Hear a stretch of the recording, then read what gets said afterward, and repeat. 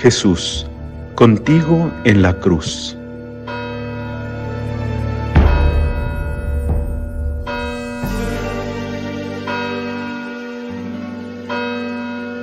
En el nombre del Padre, y del Hijo, y del Espíritu Santo. Amén. Es Viernes Santo. Una hermosa y antigua tradición invita a los católicos a recogerse en meditación hoy sobre las últimas palabras de nuestro Señor en la cruz. Si antes de salir para el huerto de los Olivos había dejado su testamento, la importancia de la unidad para la fecundidad apostólica, que todos sean uno para que el mundo crea, cuando ya ha sufrido la tortura, cuando ya se encuentra exhausto, auténtico varón de dolores, él sin embargo tiene fuerzas para decirnos algo que la Iglesia ha conservado como un extraordinario tesoro. Son las últimas palabras del Señor. Es lo que le quedaba por decir antes de dejar este mundo, aunque volvería muy poco después resucitado. Debemos recogernos meditando estas palabras y lo mismo que dije en la meditación de ayer, Jueves Santo, debemos personalizarlo, porque son palabras dichas para todos, pero son palabras dichas para mí, para ti, para cada uno. Debemos intentar ponernos en el contexto, en el lugar, estar allí con aquel pequeño grupo, María, San Juan, María Magdalena, alguna mujer más, que está horrorizado, dolorido y también esperanzado al ver lo que está sucediendo. Y debemos acoger esas palabras como si fuéramos los testigos privilegiados que las asumen y que las tienen que transmitir. Solo así le sacaremos provecho y no haremos que el último tesoro de nuestro Señor haya sido dado en vano. La primera palabra de Cristo en la cruz nos la cuenta el evangelista San Lucas.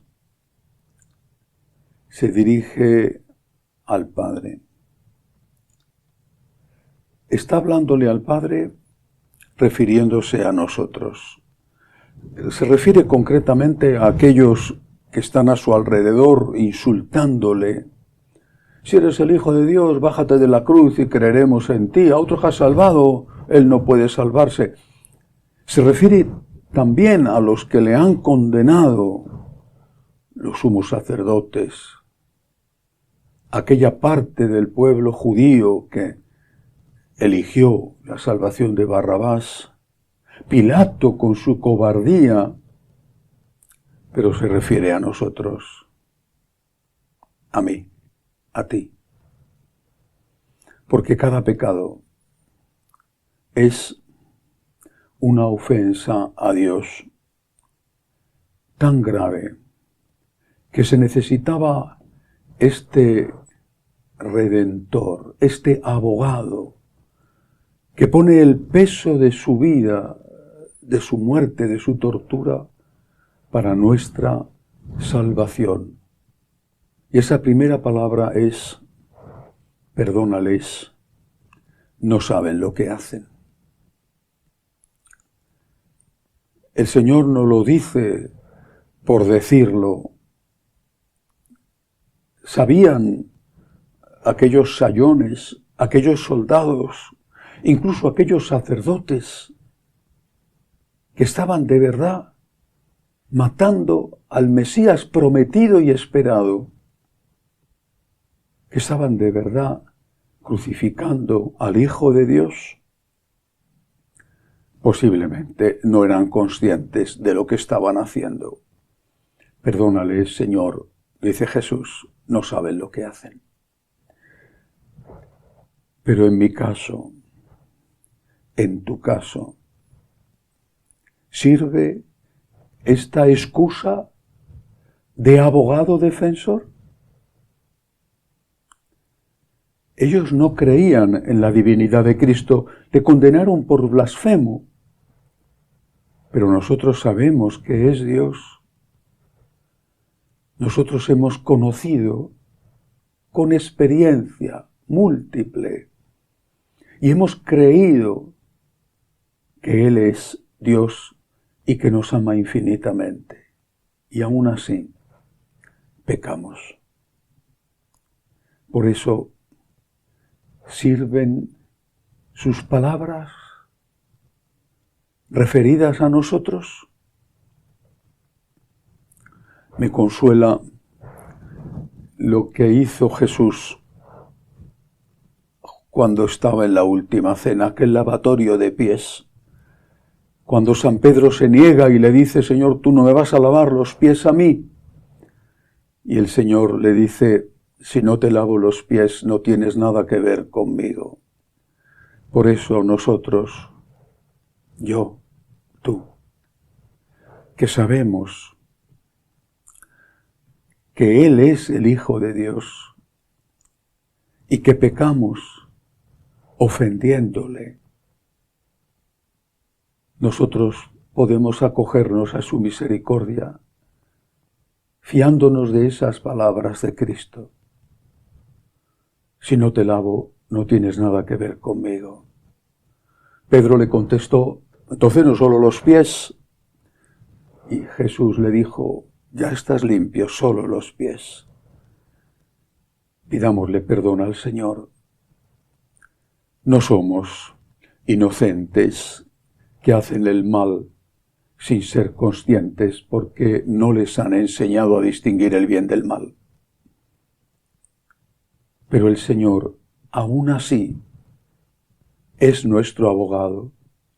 Aún así, es nuestro Redentor.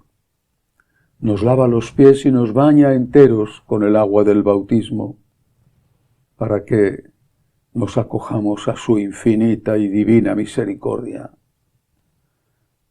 Y sabiendo esto, sabiendo que no merecemos su perdón y que le hemos traicionado tantas veces, sabiendo esto, le damos gracias, porque es algo que va más allá de toda lógica y razón humana.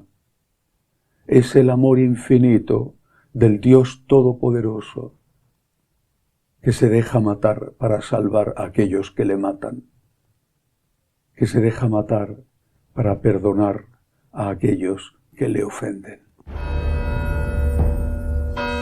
La segunda palabra de Cristo en la cruz me resulta muy esperanzadora. La cuenta también San Lucas. Y es un diálogo. Está crucificado entre dos ladrones, Dimas y Gestas. Según la tradición, Dimas, según el Evangelio de San Lucas, uno de ellos, le defiende delante del otro. Gestas ha empezado también a insultarle, a unirse al coro de los insultos.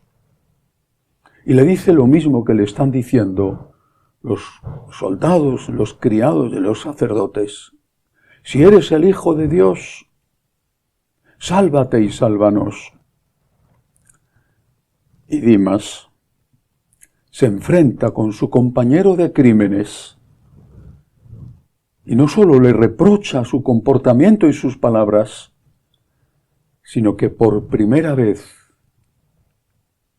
antes incluso de que después de la resurrección el dubitativo apóstol Tomás pronunciara las palabras Señor mío y Dios mío, antes de eso, este ladrón, este criminal, dice, enfrentándose con su amigo, con su compañero de fechorías, dice, ¿no te da vergüenza ofender así a Dios, estando en el mismo suplicio? Es la primera confesión explícita de la divinidad de Jesús. Por un criminal, estando aún vivo Cristo, pero no cuando hizo los milagros portentosos,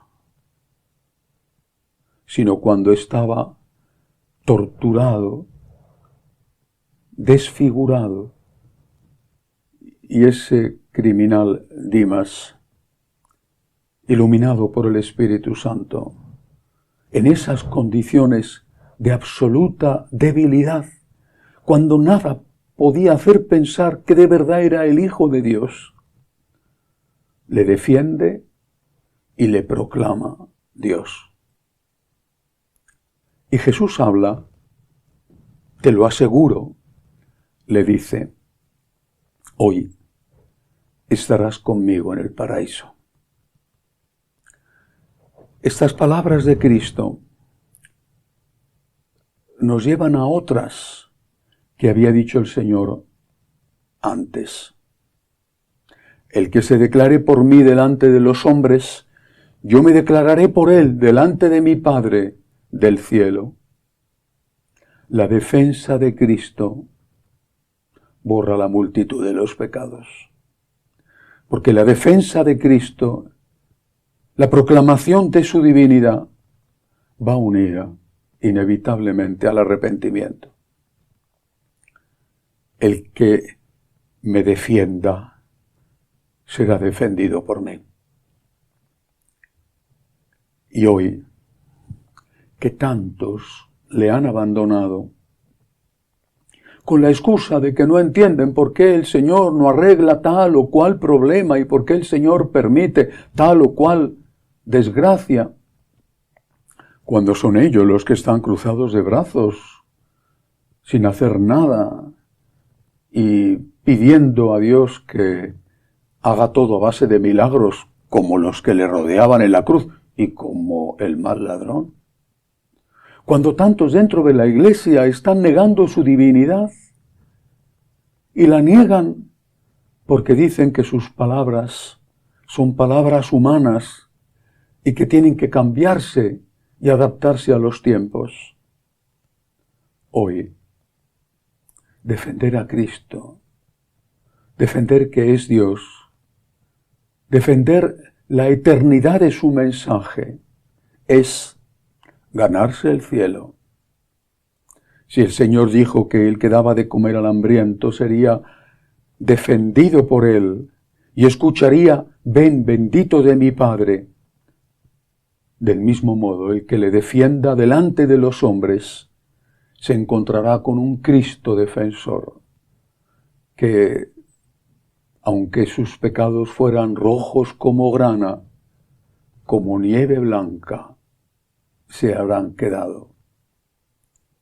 Defender a Cristo, defender su divinidad, defender su historicidad, defender el valor de cada una de sus palabras, el valor eterno e inmutable, confesarle delante de los hombres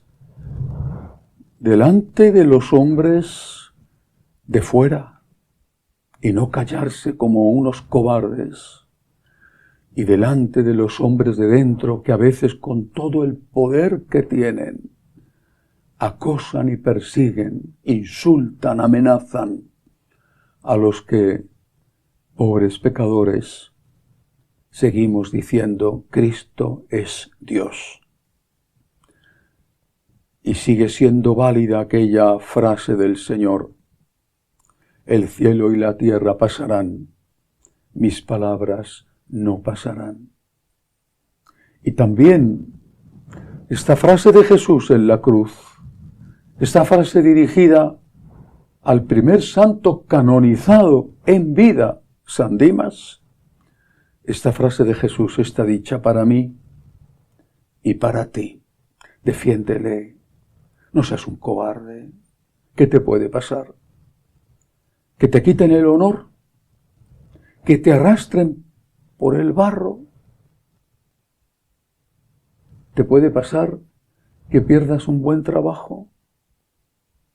¿Te puede pasar que se burlen de ti, que te marginen? Pues sí, es probable. Pero mira la recompensa. Tú y yo somos como San Dimas. Somos pecadores. Pero escuchamos de Jesús estas palabras. El que se declare por mí, yo me declararé por él. Te lo aseguro. Esta tarde, esta noche, hoy, estarás conmigo en el paraíso. La tercera palabra de Cristo en la cruz es hermosísima. La cuenta también San Juan, que estaba allí. Y que no solo estaba allí, sino que esa palabra, en parte, fue dirigida a él. Pero nosotros tenemos que acogerla, dirigida a nosotros, a ti, a mí. Esa palabra consiste en el último don del Cristo vivo. Había sido despojado de sus vestiduras, no tenía nada, pero aún le quedaba su mayor tesoro. Y su mayor tesoro en la tierra era su madre. Por eso, dirigiéndose a María, que estaba experimentando la profecía de Simeón y quizá recordando aquel momento en que le llevaba en brazos al templo para presentárselo al Señor.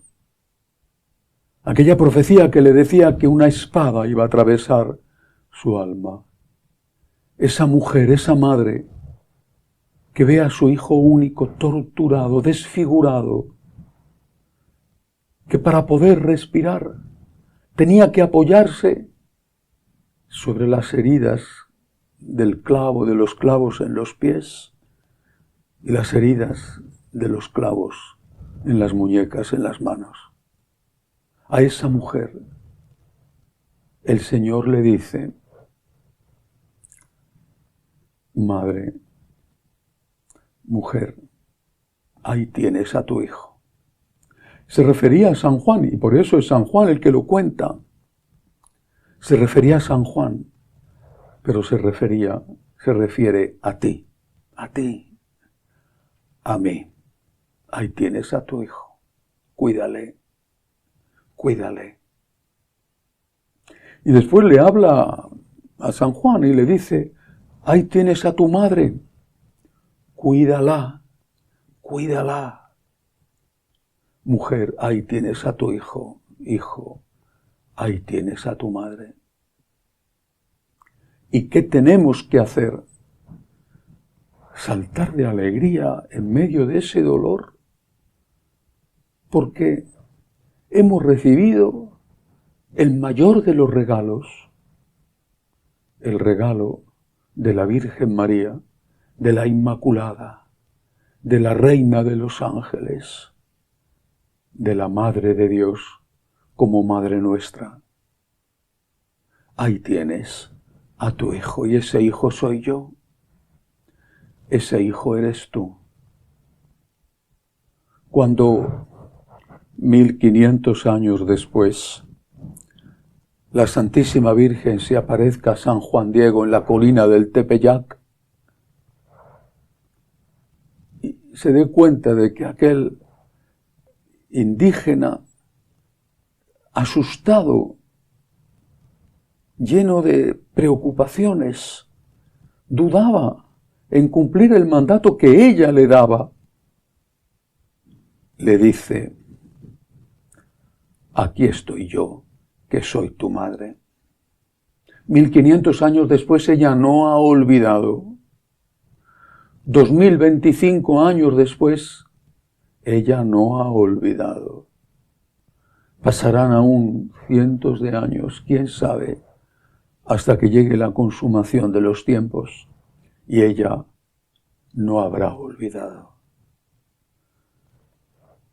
Pero no se refiere a un hijo santo solamente, aquel San Juan, el discípulo predilecto. En él estoy representado yo. En él está representado tú. Es nuestra madre. Es la madre de nosotros pecadores. Es la madre de nosotros que sin tener en cuenta que somos pecadores, cumple el mandato de su Hijo y es nuestra abogada, nuestro consuelo, nuestra fuerza, nuestro auxilio, nuestro refugio. Lo ha sido, lo es y lo será. Pero ella también necesita ayuda. Y por eso Jesús se dirige a San Juan, para que la cuide. Ya era anciana para la época, quizá en torno a los 50 años, que entonces era mucho, viuda, sin otros hijos, y con una familia que en parte estaba distante y enfrentada con ella y con los que habían seguido a Jesús. Estaba sola, como hoy, porque ¿cuántos la insultan también dentro de la iglesia? ¿Cuántos niegan su maternidad divina? ¿Cuántos niegan su virginidad perpetua? ¿Cuántos niegan su inmaculada concepción? Por eso hoy la Virgen necesita de sus hijos. San Juan, lo dice el Evangelio, se la llevó a su casa y la cuidó. Y la tradición dice que después, para huir de las persecuciones y ponerla a salvo, se la lleva a Éfeso. Necesitaba comida, atenciones. Hoy no necesita comida, hoy no necesita medicinas, hoy no necesita ropa de abrigo, hoy necesita nuestro cariño y nuestra defensa. Y si Jesús había prometido el cielo al que le defendiera y proclamara su divinidad, ¿qué no hará con aquel que defienda a su madre? Cualquiera de nosotros, al menos los que hemos tenido una buena madre, preferiríamos sufrir nosotros antes que verla sufrir a ella. Y desde luego esa buena madre preferiría sufrir ella antes que vernos sufrir a nosotros. Y por eso Jesús extiende su protección a todos los que aman a María. No quedará sin recompensa la defensa de la Virgen, el amor a la Virgen. Pero esta defensa, este amor, no puede ser solo sentimental, o solo de oraciones, o de visitas a lugares consagrados por su presencia con las apariciones. Tiene que ser también una defensa ligada al comportamiento, porque cada espada que clavamos, cada llaga que hacemos, cada pecado que cometimos y que ofende a Cristo, esa misma espada atraviesa el corazón inmaculado de María. Si la amamos, no ofendamos a su Hijo, porque esa ofensa la hace a ella tanto daño como a Cristo. Los latigazos que sufrió el Señor no desgarraron la carne virginal de María, pero ella sufrió ese mismo daño, aunque de otra manera. Cuidemos de la Virgen. Tú, cuida de ella. No permitas que la insulten. Defiéndela delante de los sacerdotes que niegan su maternidad divina, su virginidad perpetua. Defiéndela. Pero sobre todo, no la hagas daño haciendo daño a su hijo. Esa defensa, ese cuidado de María, te lo aseguro, no quedará sin recompensa. Cuarta palabra. En el corazón de estas 7 palabras hay una estremecedora. Los teólogos la definen con un concepto, kenosis, el supremo abandono, la suprema angustia.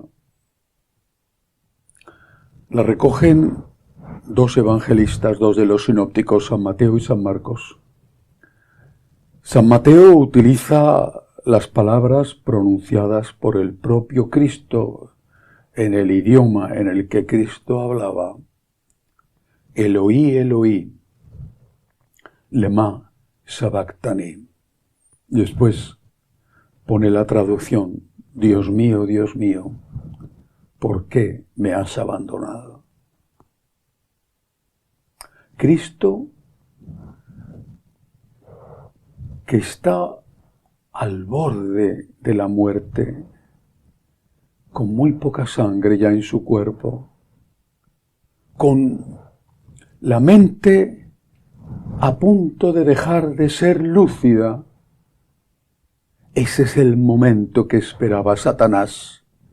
Es el momento en que salta sobre él y en que le dice con esa lengua pérfida, Dios no te ama, no te hubiera dejado morir así si te amara. Dios no es tu padre, eres un loco, te lo has inventado todo, eres un fracasado. Se lo dice al hombre moribundo, pero se lo dice al Dios, a esa segunda persona de la Santísima Trinidad, que es Dios, uno con Dios, con el Padre y con el Espíritu. A ese Dios que se ha hecho verdadero hombre, pero que sigue siendo verdadero Dios. La gran prueba, la gran tentación, el momento del abandono, no porque el Padre y el Espíritu le hubieran abandonado, sino porque Él experimentaba ese abandono. Y es importante distinguir entre abandono y experiencia de abandono, porque tú puedes experimentar una cosa y no ser verdadera, pero para ti lo es porque la experimentas así. Y desde fuera te pueden decir, estás exagerando o es subjetivo, y tienen razón, pero para ti ese dolor, esa angustia, es real. Para Cristo, en ese momento espantoso, en ese momento en que ya le quedaban quizá pocos minutos de vida, con el dolor que suponía el esfuerzo por respirar, en ese momento experimenta el abandono. Se hace como nunca uno de nosotros, porque también nosotros, tú y yo, hay muchos momentos en que experimentamos el abandono de Dios. no como Cristo lo experimentó. No somos dioses, Él era Dios. Pero experimentamos el abandono, quizá por tonterías, por bobadas o por cosas importantes. Una enfermedad que no se cura, aunque pedimos y pedimos. Un problema familiar que no se resuelve. La suerte de alguien muy querido. O un problema social de tu patria. La guerra. La ruina de todas tus esperanzas e ilusiones humanas. Y desde ese polvo, desde ese barro en el que estás tirado en el suelo, desde esa soledad en que te encuentras, levantas tu mirada a Dios y le dices, ¿por qué me has abandonado? ¿Por qué? ¿Por qué has permitido esto? Y quizá no te das cuenta de que son las mismas palabras del Cristo abandonado, del Cristo crucificado. Las dices tú, que no has llegado a tanto como Él, ni mucho menos, pero que para ti ya es mucho. Las dices tú. Y no hay respuesta. No la hay. No se oye una voz del cielo, un trueno que haga entender a todos que el Padre y el Espíritu están con Cristo. Hay solo el silencio de Dios, el silencio de Dios. Ese silencio de Dios que te taladra a ti y a mí, que te lleva a dudar de su amor y que quizá a muchos les ha llevado a negar el amor de Dios y alejarse de Él. Si no me ayudas, no creo en ti. Porque no me has ayudado, me alejo. Detrás había evidentemente una falta de fe o una fe falsa. La fe en que Dios está para servirte, para cumplir tus caprichos y tus deseos, para solucionar a base de milagro tus problemas. Es una fe falsa. Pero muchos han visto cómo se rompía y se perdía esa pobre fe y se han ido. Y quizá tú estás en ese momento de angustia y también quieres irte. También quieres escupir a un cielo que no habla, sin darte cuenta de que si lo haces, ese escupitajo te va a caer a ti en la cara.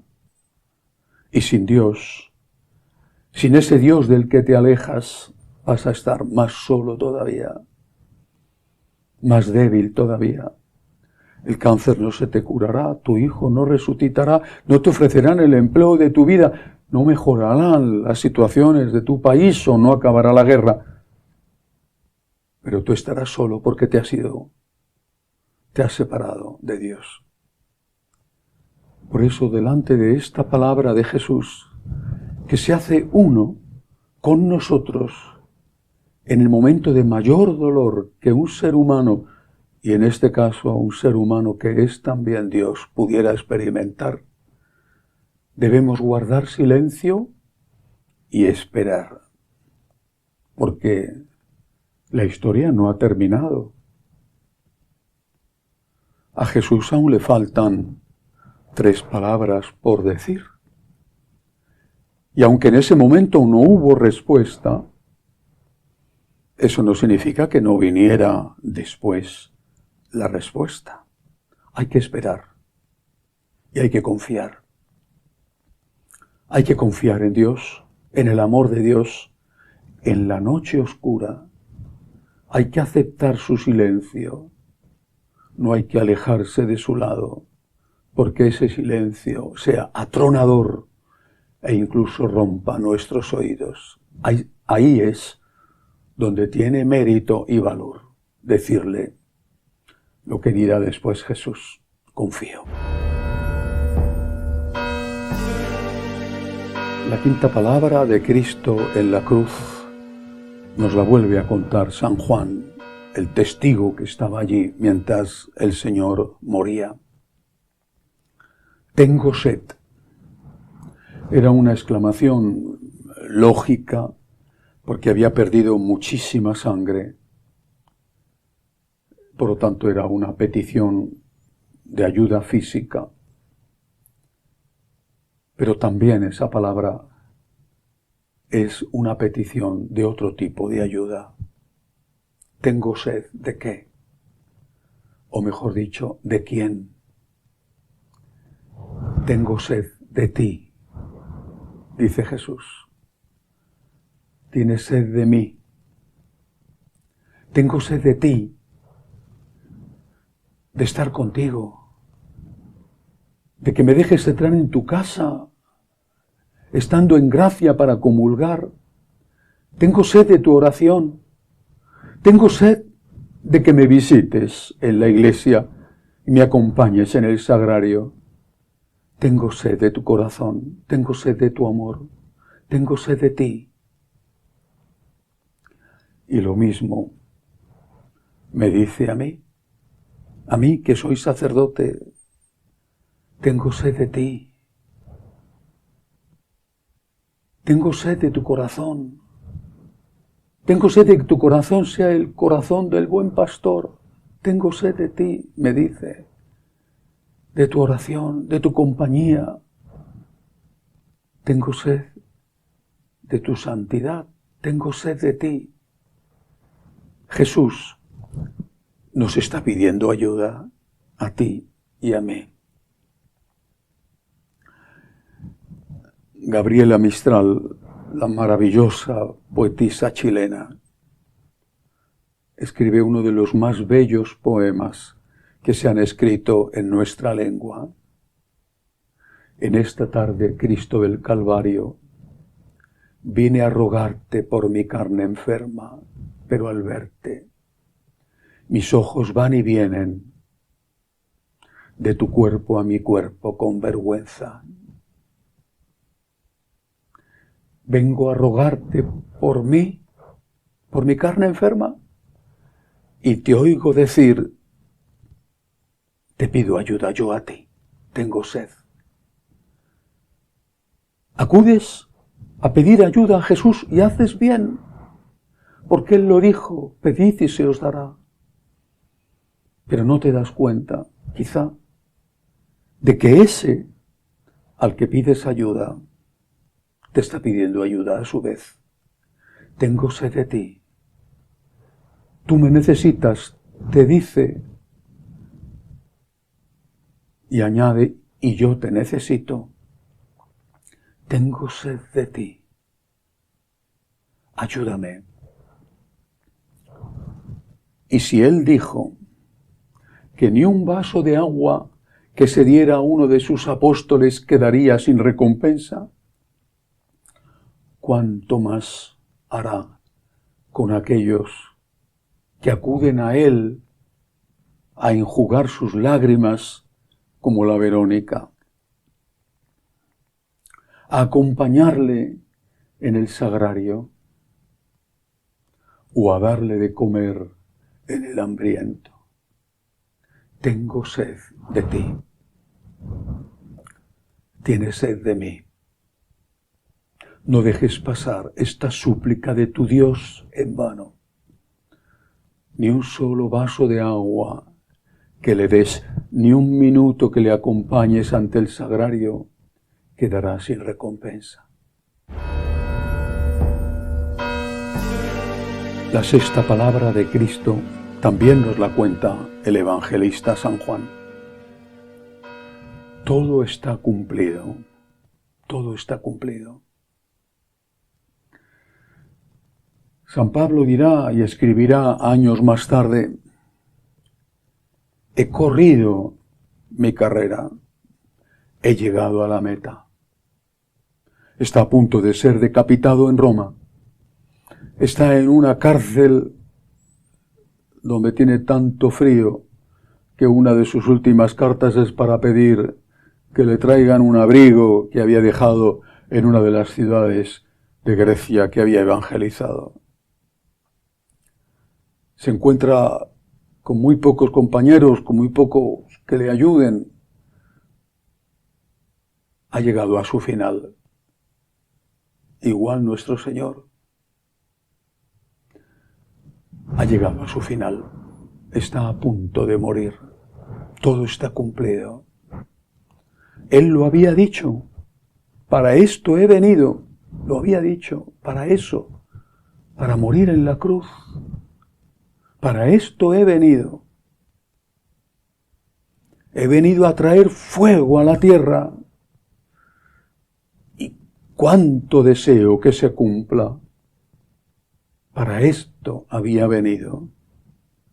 Para ser el cordero manso llevado al matadero, para que su sangre cayera sobre nosotros y sus heridas nos curaran. Y una vez más, debemos personalizar, porque es el Redentor universal, pero es tu Redentor, es mi Redentor. Lo ha cumplido todo, y lo que ha cumplido ha sido dar la vida por nosotros. Lo que ha cumplido ha sido perdonarnos nuestros pecados.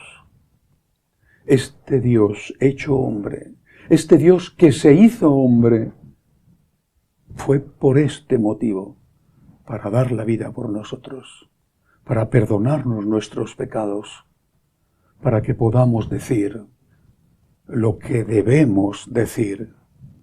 Te quiero, Señor. Gracias, Señor. Cuenta conmigo, Señor. La cuarta palabra.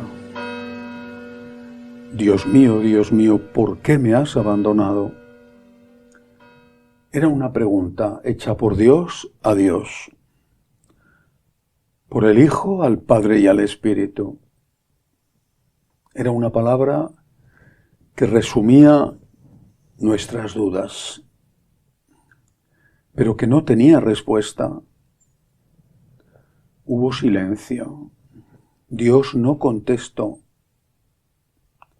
Pero Dios no contestó en ese momento, porque no tardó en hacerlo. Dejó una pausa. Esta pausa la contesta, la rompe Dios, que habla a través del propio Dios que hace la pregunta. El Dios que pregunta, ¿por qué me has abandonado?, es el mismo Dios que contesta. Y esta es la séptima y definitiva palabra. En tus manos encomiendo mi espíritu. Padre, en tus manos encomiendo mi espíritu. Es San Lucas el que nos la cuenta y es una palabra maravillosa que nos indica el camino. ¿Por qué no se escuchó la voz del cielo? ¿Por qué tardó unos minutos? Tampoco fueron horas. Estaba ya muy cercana a su muerte cuando Cristo pregunta, ¿por qué me has abandonado? Pero ¿por qué esa pausa? ¿Por qué? Porque es la pausa, el tiempo de nuestra vida. Un tiempo que nos parece eterno, pero que a lo mejor no es tanto. El tiempo que va entre la súplica y la ayuda que viene. El tiempo que va entre la situación de desesperación y la solución a los problemas, que es un tiempo de verdad, que pasa, porque al final el tiempo es corto y la vida termina. ¿Podrá resolver Dios nuestra duda en poco tiempo? ¿O tendremos que esperar más? Pero al fin el tiempo pasa y la muerte nos pone delante de aquel al que tanto hemos amado, o al menos al que tanto hemos querido amar. Pero esta palabra de Cristo, Padre, en tus manos encomiendo mi espíritu, también está dicha para ti y para mí. ¿Cuántos años llevo sufriendo por la situación de la Iglesia? ¿Cuántos? Es tan duro, tan agobiante a veces el miedo. Pero es tiempo. Esto pasa. No ha pasado todavía, pero pasará. Y otros podrán decir que llevan sufriendo tiempo, meses, años, porque esa enfermedad o ese problema no se ha resuelto. Pero es tiempo. Pasará. Y lo que importa es lo que hacemos mientras pasa el tiempo. Y lo que debemos hacer es lo que hizo Jesús. No entiendo, pero me fío. Padre, en ti confío. En ti confío. No se dice en ti confío cuando estás lleno de luz. En ti confío se dice cuando hay oscuridad. Una oscuridad profunda, una oscuridad tenue, aunque quizá sea tenue y la experimentemos como profunda. Ese es el momento del verdadero amor. Es el momento del amigo, del creyente, del discípulo. Es el momento para decir: Jesús, me fío de ti, me fío de ti, yo confío en ti, no dudo de tu amor. No entiendo, no lo entiendo. No entiendo por qué esto lo estás permitiendo. Pero yo, Señor, confío en ti. Yo, Señor, me abandono en ti. Y no es una cuestión que se resuelva de una vez, porque cada vez, cada día, incluso a veces, con frecuencia cada día, tienes que decirle: Señor, en ti confío. Yo, Señor, en ti confío, en ti confío. Yo, Señor, confío en ti. Me abandono en ti. En ti he puesto mi vida. En tus manos he dejado todo. Las últimas palabras de Cristo en la cruz: Padre, en ti confío. Las palabras que Cristo dice a Santa Margarita María de Alacoque cuando se le aparece como Sagrado Corazón, y que respondemos diciendo: en vos confío. Las palabras que le dice a Santa Faustina Kowalska cuando se le aparece como la Divina Misericordia: en ti confío. Pero son unas palabras que había anunciado Jesús ya antes, cuando había dicho: cuando vuelva el Hijo del Hombre, ¿encontrará esta fe en la tierra? Cuando pase la hora de la dificultad, cuando vuelva la luz, ¿cómo te va a encontrar? ¿Cómo me va a encontrar? ¿Se habrá apoderado de mí la oscuridad? ¿O me encontrará diciendo: en ti confío, en ti confío, en ti confío?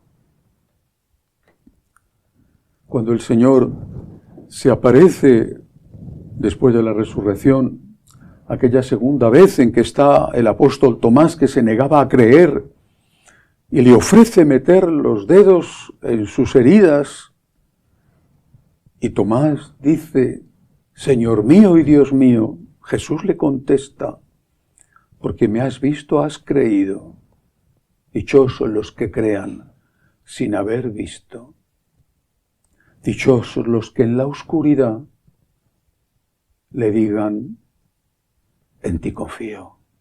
Dichosos los que se abandonan en Él, porque esa es la mayor prueba de amor que podemos ofrecerle al Señor. En la oscuridad decirle, en ti confío. Y después de esto, exhaló el Espíritu y entramos en el Sábado Santo.